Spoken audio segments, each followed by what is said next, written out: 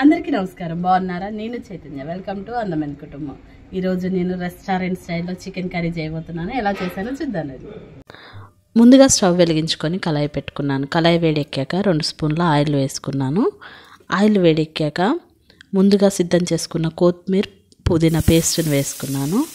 కొత్తిమీర పుదీనాను వేసుకుంటే చాలా టేస్టీగా ఉంటుంది కర్రీ. అది బాగా ఫ్రై అవుతుంటే ఆ స్మెల్ అయితే అసలు ఆకలి పుట్టిస్తుంది.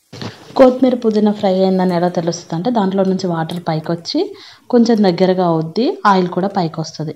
ఆ టైంలో కొంచెం కరివేపాకు వేసుకోవాలి. కరివేపాకు వేస్తే కొంతమంది వింతగా అనుకుంటారు చికెన్లో కరివేపాకు అని, కానీ ఆ టేస్ట్ ఒక్కసారి వేసి చూడండి, చాలా బాగుంటుంది.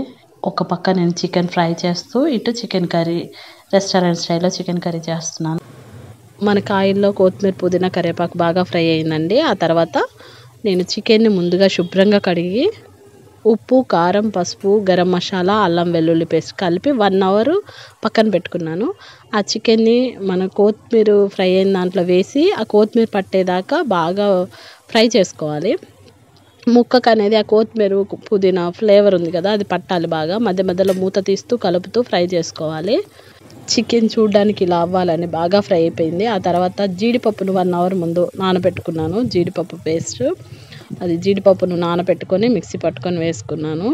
అది కూడా మనకు ముక్కకు పట్టేలాగా బాగా కలుపుకొని మీడియం ఫ్లేమ్లో స్టవ్ పెట్టుకొని ఫ్రై చేసుకోవాలి.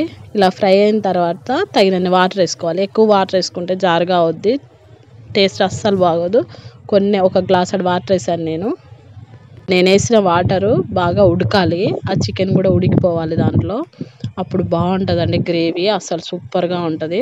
ఆ చికెన్ ముక్క బాగా ఉడికితే మనం తీసినప్పుడు రెస్టారెంట్లో ఎలా పొరలుగా వస్తుందో ఆ చికెన్ పొరలుగా వస్తుంది.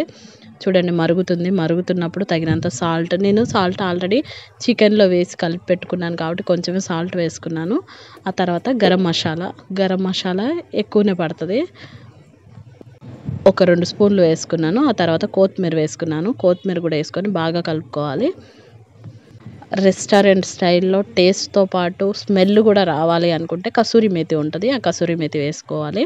నేను మాత్రం కసూరి మేతి వేయలేదు, అది టేస్ట్ కన్నా ఎక్కువ స్మెల్ వస్తుంది, అందుకని నేను అది వాడలేదు.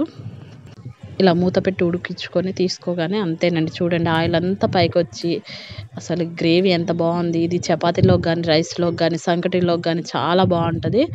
రెస్టారెంట్ స్టైల్లో చికెన్ కర్రీ ఎలా ఉందో ట్రై చేసి కామెంట్ చేసి చెప్పండి. సపోర్ట్ చేస్తున్న ప్రతి ఒక్కరికి ధన్యవాదాలు. Thank you.